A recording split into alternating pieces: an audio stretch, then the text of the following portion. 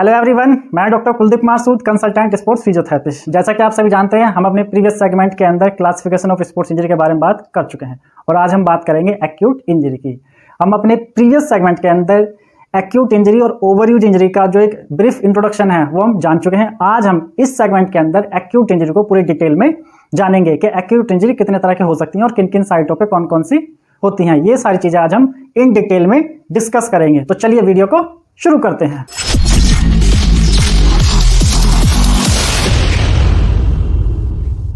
Guys, आज हम discuss करेंगे एक्यूट इंजरीज ऑफ स्पोर्ट्स।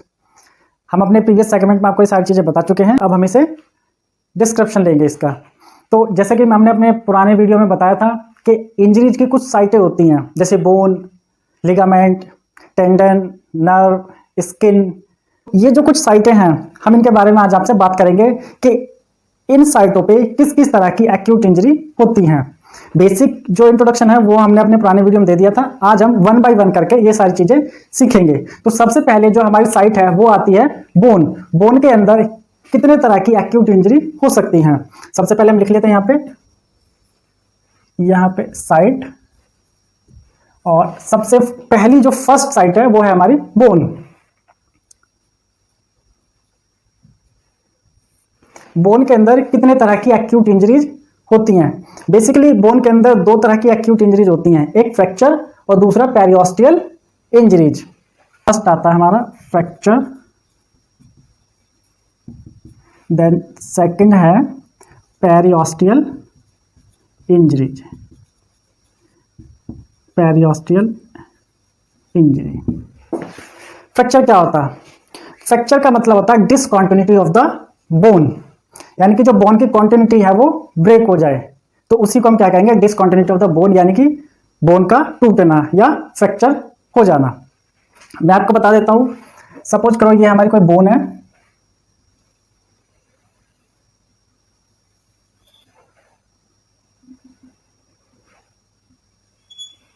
इसे हम कोई भी लॉन्ग बोन मान सकते हैं। ये पूरी एक सेफ बोन है, बिल्कुल कहीं से टूटी नहीं है, कहीं से इसकी कोई डिसकंटिन्यूटी नहीं है। अगर ये बोन कहीं से ब्रेक हो जाए, सपोज करो यहां से ब्रेक हो गई, तो ये क्या कहलाएगा? हमारा फ्रैक्चर कहलाएगा। या यहां से ना होके यहां से हो जाए, यानी कि ये बोन अगर कहीं से भी फ्रैक्चर हो जाती है या कहीं से भी इसके अंदर ब्रेक हो जाता है तो वो क्या कहलाता है? हमारा फ्रैक्चर कहलाता है। देन पेरियोस्टल इंजरी क्या होती है? पेरियोस्टल इंजरी क्या होती है? ये हमारी बोन है, बोन की जिस तरीके से हमारी स्किन की लेयर होती हैं उसी तरह से हमारी बोन की भी कुछ लेयर होती हैं। तो बोन की जो सबसे सुपरफिशियल लेयर होती है उस लेयर को हम कहते हैं पेरियोस्टियल लेयर। यहां पे हम इसको ऐसे मान सकते हैं, इस तरह से। ये सबसे आउटर लेयर होती है पेरियोस्टियल लेयर। जब इस पेरियोस्टियल लेयर में इंजरी होती है या ये क्रैक हो जाए तो इस इंजरी को हम क्या कहते हैं? पेरियोस्टियल इंजरी कहते हैं। अब सबसे पहले हम फ्रैक्चर को डिस्कस कर लेते हैं, पेरियोस्टियल के बाद हम बाद में करेंगे।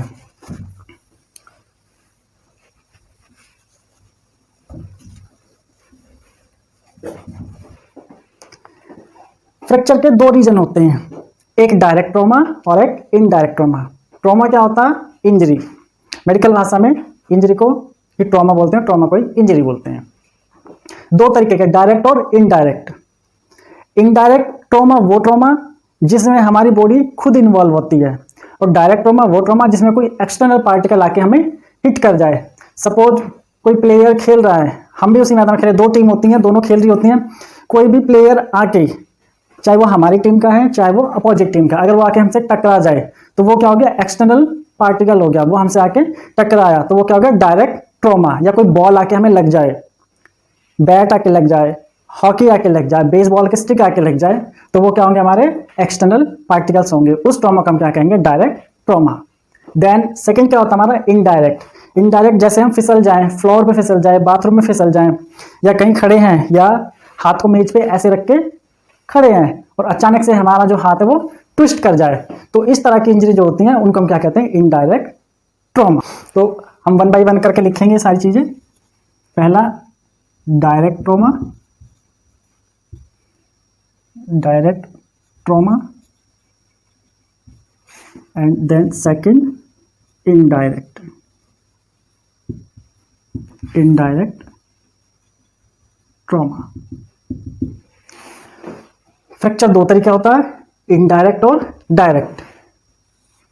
अब ये जो डायरेक्ट है इसका एक ही रीजन होता है, डायरेक्ट ब्लो, जब कोई डायरेक्ट आके हमें हिट कर जाए। तो हम यहां लिख सकते हैं डायरेक्ट ब्लो,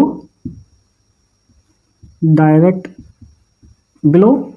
और इसके अभी मैंने रीजन बताए, fall on the out stretch of the hand और ट्विस्टिंग इंजरी। फर्स्ट लिख सकते हैं हम fall on the out stretch, outstretch of hand, and then first इसको मान लेते हैं सेकंड, तो ये क्या लाएगा हमारा twisting injury. Sorry for my bad hand writing. अगर आपको चीजें दिख रही हैं अच्छे से, तो फ्रैक्चर हमारा बोन के अंदर दो तरीके की इंजरी होती है, फ्रैक्चर और पेरियोस्टल। अभी हम फ्रैक्चर को डिस्कस कर रहे हैं। फ्रैक्चर कितने तरह से हो सकता है, दो तरह से, डायरेक्ट ट्रॉमा और indirect trauma. Direct trauma, direct blow, कोई प्लेयर आके हमें टकरा जाए या कोई इक्विपमेंट आके हमें लग जाए तो वो क्या कहलाएगा, डायरेक्ट ट्रॉमा या डायरेक्ट ब्लो। नेक्स्ट आता है इनडायरेक्ट ट्रॉमा। इनडायरेक्ट ट्रॉमा जिसमें हमारा हम आउट स्ट्रेच हो जाए, हम फिसल जाए, गिर जाए, हमारा हाथ मुड़ जाए, तो वो क्या कहलाता है हमारा इनडायरेक्ट या आउट स्ट्रेच या ट्विस्टिंग इंजरी। जैसे कई दफा हम लोग चल रहे होते हैं सड़क के ऊपर और अचानक से गिर जाते हैं तो हमें एंकल स्प्रेन हो जाता है, तो वो क्या है, वो इनडायरेक्ट ट्रॉमा हमारा कहलाता है। तो ये फ्रैक्चर के कुछ फीचर्स थे। अब बात करते हैं फ्रैक्चर कितने, फ्रैक्चर ये तो टाइप हो गए दो तरीके के सॉरी ये कॉज है इसके, कि क्या कॉज इसके हो सकते हैं, दो कॉज हैं, यहाँ पे हम इसको लिख सकते हैं कॉज। टू टाइप्स कॉज होते हैं इसके। अब फ्रैक्चर कितने तरह के होते हैं, यानी कि कितने टाइप के फ्रैक्चर होते हैं, इसमें अगला हमारा जो स्टेप है वो होगा हमारा टाइप ऑफ फ्रैक्चर। देखिए मेडिकल टर्म में क्या होता है, जो ये हैज का निशान होता है, सभी ने देखा होगा, इस हैज के जो साइन है, इस साइन को मेडिकल टर्म में फ्रैक्चर बोला जाता है। तो आप अगर मैं इस तरह का कोई साइन बना तो समझना कि फ्रैक्चर के बारे में बात हो रही है। तो फ्रैक्चर दो तरह का हो सकता है, ओपन और दूसरा क्लोज। इसको हम कंपाउंड भी बोलते हैं, कंपाउंड फ्रैक्चर। ओपन और क्लोज। ओपन फ्रैक्चर वो फ्रैक्चर होता है जिसके अंदर ब्लीडिंग हो, स्किन बस्ट हो जाए, पंचर हो जाए, बोन टूट जाए, यानी कि जो कॉम्प्लिकेटेड होती है उस इंजरी को क्या कहते हैं, ओपन इंजरी, जिसके अंदर मांस फट जाता है, ब्लीडिंग हो जाती है, हड्डी टूट जाती है, तो वो फ्रैक्चर कहलाएगा हमारा ओपन फ्रैक्चर। क्लोज फ्रैक्चर क्या होता है, इसके अंदर केवल बोन टूटती है, केवल हड्डी टूटती है, स्किन, मसल्स, कुछ टिश्यू बिल्कुल एकदम ठीक रहते हैं, तो जिसके अंदर केवल बोन टूटे और ना कोई ब्लीडिंग हो, ना कोई मांस फटे, जैसा कहते हैं अंदरूनी फ्रैक्चर जो होता है, उस फ्रैक्चर को हम क्या कहेंगे, क्लोज फ्रैक्चर। और जिसके अंदर ब्लीडिंग हो, मांस फट जाए, स्किन पंचर हो जाए, उसको क्या कहेंगे हम, ओपन फ्रैक्चर। तो दो तरीके के फ्रैक्चर होते हैं। अब बोन का टूटना, ये भी एक कॉमन बात है कि बोन काफी तरीके से टूट सकती है। तो बोन कितने तरीके से टूटती है, अब हम उसको डिस्कस कर लेते हैं। इसको हम क्लासिफिकेशन में ही रखेंगे, classification of bone fracture. I hope आप ये साइन समझ गए होंगे कि ये फ्रैक्चर का साइन होता है। फ्रैक्चर जो है वो मोस्टली चार तरीके के होते हैं, आगे एक दो मैं कॉमन ही बताऊंगा जो रिटर्न में नहीं होते।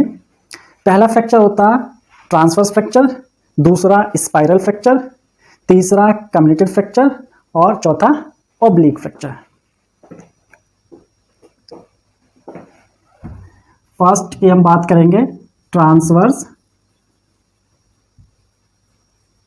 फ्रैक्चर। ट्रांसवर्स क्या होता है, ये हमारी कोई बोन है,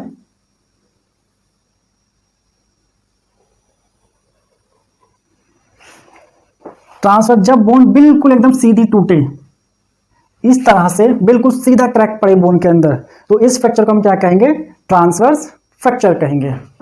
देन सेकंड आता हमारा oblique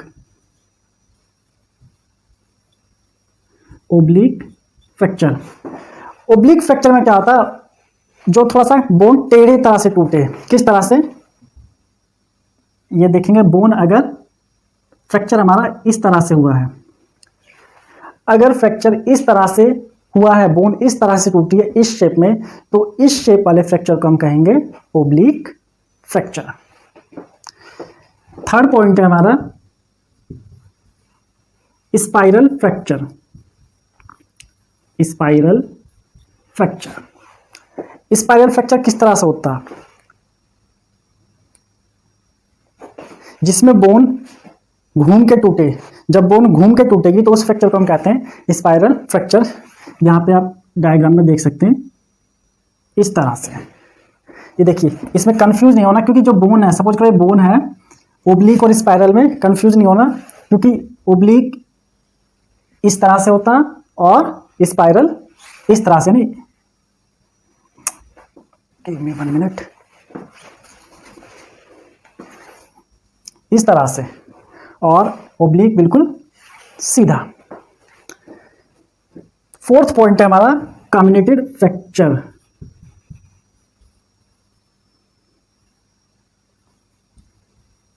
communicated fracture, communicated fracture जिस फ्रैक्चर के अंदर बोन के एक से ज़्यादा पार्ट हो जाएं टूटने पर, यानी कि जब बोन छोटे छोटे पार्ट के अंदर टूट जाती है तो उस फ्रैक्चर को हम क्या कहते हैं, कम्युनिकेटेड फ्रैक्चर। किस तरह से, ये कोई बोन है, अगर ये बोन एक फ्रैक्चर इसका यहां से हो जाए इस तरह से, अब देखिए इसका ये 1 सेगमेंट, ये 2 सेगमेंट और ये 3 सेगमेंट, और यहां से भी क्रैक हो जाए तो ये बने इसका 4था सेगमेंट। या फिर कोई बोन अगर आप देख पा रहे हैं इस तरह से उसके छोटे छोटे टुकड़ों में टूट जाए। आपने अगर घर में किसी को फ्रैक्चर हुआ हो या किसी नॉन में हुआ हो तो आपने काफ़ी देखने को कॉमन मिली होंगी। तो बोन जब एक से ज़्यादा पार्ट में टूट जाती है तो उस फ्रैक्चर को कहते हैं हम कम्युनिकेटेड फ्रैक्चर। तो ये हमारा जो कुछ थोड़ी सी डिटेल थी फ्रैक्चर की जो मैंने आपको बताई। अब इसके अंदर से बेसिक फीचर्स की बात कर लेते हैं कि अगर हमें फ्रैक्चर हो जाता तो किस तरह के हमें जो फीचर्स जो देखने को मिलेंगे, क्या साइन सिम्टम्स हो सकते हैं। फीचर्स की हम इसकी बात कर लेते हैं। फीचर्स, सबसे पहले जहां फ्रैक्चर होगा उस एरिया पे आपको पेन होगा, स्वेलिंग होगी, ब्रूसेस हो सकते हैं। Pain, swelling,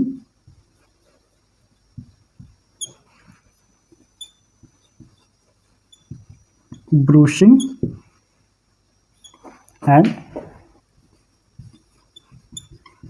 restriction of movement and deformity भी आपको हो सकती है। तो ये कुछ इसके बेसिक पॉइंट है। And then last tenderness. Tenderness, pain आपको वहां पे हो सकता है, स्वेलिंग सूजन वहां उस एरिया पे हो सकती है, फ्रैक्चर एरिया पे ब्रूशिंग, जब ब्लड वेसल्स पंचर हो जाती है तो वहां पे पूरा ब्लड जो है वो फैल जाता है, उसको हम क्या कहते हैं, जिससे कलर नीला ब्लू रेड टाइप का हो जाता है तो उसको हम ब्रूशिंग बोलते हैं। रेस्ट्रिक्शन, उस एरिया पे या उस पर्टिकुलर आप लिम्ब की या उस एरिया की आप कोई मूवमेंट नहीं कर पाओगे। डिफॉर्मिटी आपने देखा होगा, शेप चेंज हो जाती है जब आप पर्टिकुलर किसी मूवमेंट नहीं कर पाते तो उसमें क्या होता है, वो एरिया हमारा डिफॉर्म हो जाता है। देन लास्ट है टेंडरनेस, वो एरिया जब सूज के मोटा हो जाता है तो वहाँ पे टाइटनेस आ जाती है तो उसको क्या कहते हैं, टेंडरनेस बोलते हैं। तो ये क्या है, ये हमारा छोटा सा एक इंट्रोडक्शन था। लास्ट हम फीचर्स पे खत्म करेंगे क्योंकि अगर फ्रैक्चर अपने आप में एक बहुत बड़ा टॉपिक है, अपने आप में एक टॉपिक है काफ़ी बड़ा, तो इसको हम डिस्कस करेंगे तो 2-3 घंटे की पूरी क्लास फ्रैक्चर पे चली जानी है। तो ये केवल एक बेसिक ही इसकी जो डिस्क्रिप्शन है जो मैंने आपको आज बताई है। अगर आपको फ्रैक्चर के बारे में और चीज़ें जाननी है या इसका पूरी डिटेल आपको जाननी है तो कमेंट बॉक्स में आप हमें करके बता सकते हैं, हम इसके ऊपर पूरी फ्रैक्चर के ऊपर एक नई वीडियो लेकर आ जाएंगे। अब हम बोन का सेकंड साइड जो है उसको जान लेते हैं, जो पेरियोस्टल इंजरी होती है। तो अब हम पेरियोस्टल इंजरी के बारे में जानेंगे कि पेरियोस्टल इंजरी क्या होती है और कहाँ कहाँ हो सकती है।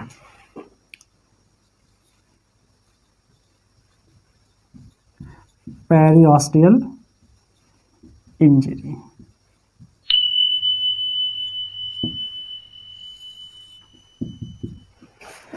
पेरियोस्टल इंजरी जैसे मैंने आपको भी बताया कि बोन की जो आउटर लेयर होती है, बिल्कुल आउटर लेयर, उसको हम पेरियोस्टल लेयर कहते हैं।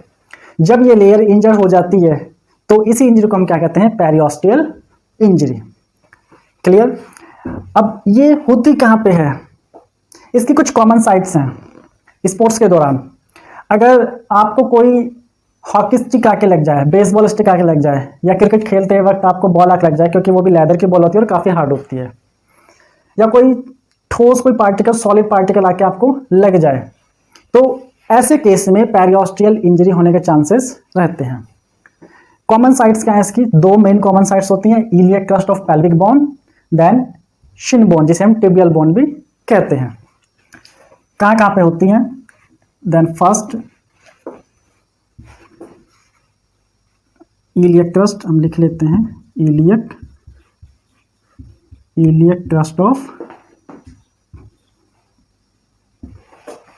Crust of pelvic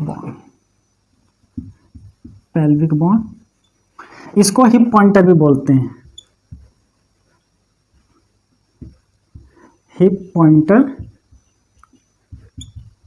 injury, hip pointer injury. And then second है हमारे टिबियल बोन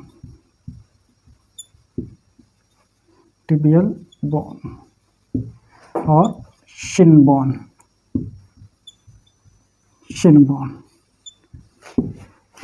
इसकी जो ये दो कॉमन साइट है, iliac crest of pelvic bone और टिबियल बोन या शिन बोन, कहाँ पे, मैं इसके बारे में आपको थोड़ा सा बता देता हूँ।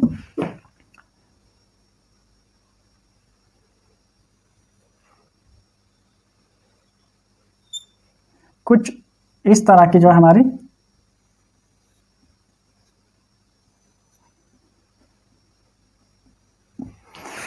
हमारी पेल्विक बोन होती है। इलियक क्रस्ट कहाँ पाया जाता है, बोन का जो सबसे ऊपर एरिया होता है, सुपीरियर एरिया, इस एरिया को क्या कहते हैं हम, इलियक क्रस्ट बोलते हैं। ये वाला एरिया हमारा इलियक क्रस्ट कहलाता है। जब इस इलियक क्रस्ट में इंजरी होगी तो इस इंजरी को हम क्या कहेंगे, पेरियोस्टियल इंजरी। टिबियल बोन के अंदर ज़्यादा पेरियोस्टियल इंजरी हो सकती है कंपेयर टू हिप बोन, क्योंकि वैसे भी जनरली इतनी देखने को मिलती नहीं है, अनकॉमन इंजरी हम इसको कह सकते हैं।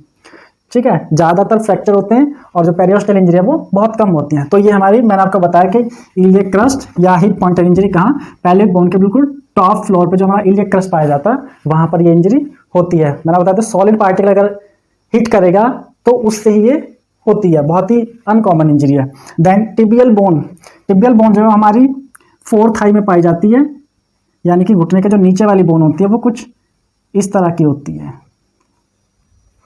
इस तरह की। और आपने देखा होगा कि जो टिबिया होती है, नी के नीचे वाला हिस्सा होता है, आप बिल्कुल फील करेंगे तो बहुत ही ज़्यादा शार्प होता है उसका एंटीरियर बॉर्डर, ये वाला बॉर्डर, ये बहुत ज़्यादा शार्प होता है। आप ऐसे ही इसको नॉर्मली फील कर सकते हैं। तो सबसे ज़्यादा यहीं पर होने के चांसेस होते हैं पेरियोस्टियल लेयर के, टिबियल बोन के अंदर। तो ये कुछ पेरियोस्टियल इंजरी में दो कॉमन साइट थी जो मैंने आपको बताई। अब हम बात करते हैं, ये हमारी पहली साइट थी बोन, कि एक्यूट इंजरी बोन के अंदर कहाँ कहाँ हो सकती है। अब हम अपनी नेक्स्ट साइट डिस्कस करेंगे जिसका नाम है आर्टिकुलर कार्टिलेज। अब हम आर्टिकुलर कार्टिलेज के बारे में जानेंगे। सेकंड पॉइंट हमारा articular cartilage. Articular cartilage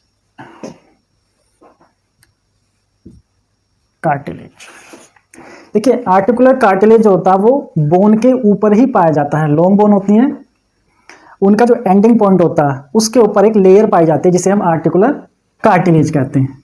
suppose कि ये हमारी कोई बोन है, इस तरह से ये हमारी कोई बोन है।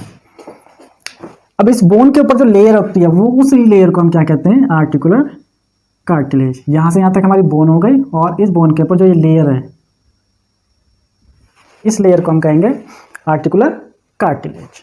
काम क्या होता है इसका, इसके तीन मुख्य काम होते हैं। वर्क, सबसे पहला है इसका एब्जॉर्ब शॉक। एब्जॉर्ब, एक minute, absorb shock. Then second है कंप्रेसिव शॉक। कंप्रेसिव फोर्स, यानी कि बोन के ऊपर पड़ने वाला कोई शॉक या कोई कंप्रेसिव फोर्स उसको ये एब्जॉर्ब करता है ताकि वो बोन के ऊपर डायरेक्टली हिट ना करे। देन थर्ड काम क्या है इसका, थर्ड काम है इसका फ्रिक्शनलेस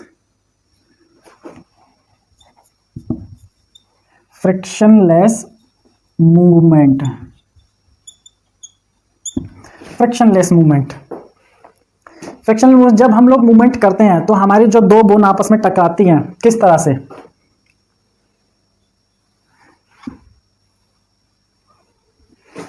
यहां पे एक कार्टिलेज इधर लगा होगा और एक कार्टिलेज इधर लगा होगा।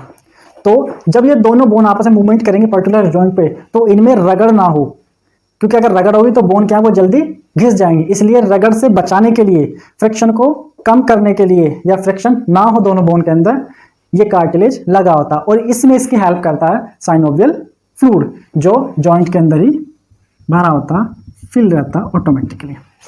मैं आपको एक डमी दिखाता हूँ। ये हमारा नी जॉइंट की एक डमी है। कार्टिलेज जैसे यहाँ पे देखिए ये पूरी बोन है और इसके साइड में आप देखेंगे यहाँ पे ये पूरी चिकनी सी लेयर है।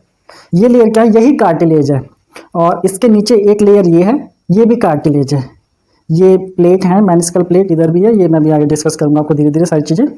तो बोन का जो अपर पार्ट होता है उसके सबसे टॉप पे होता है या लोअर पार्ट भी होगा, तो एंडिंग पॉइंट हम कह सकते हैं, एंडिंग पॉइंट पे क्या रहता है हमारा कार्टिलेज जो एब्जॉर्ब करेगा शॉक, कंप्रेसिव फोर्स और फ्रिक्शनलेस मूवमेंट। तो इसके तीन जो है ये मेन फंक्शन है। अब हम बात करते हैं इसकी इंजरी की कि कितने तरह की इंजरी यहाँ पे हो सकती है एक्यूट इंजरी की।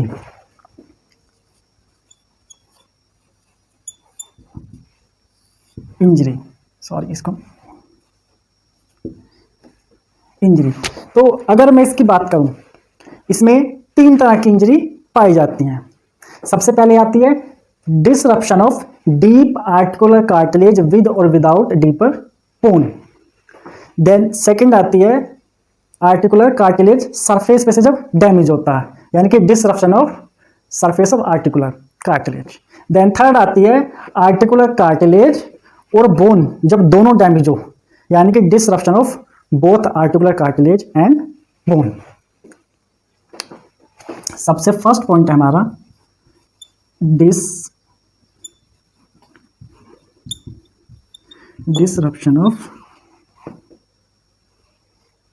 डिसरप्शन ऑफ कार्टिलेज, ठीक है, एट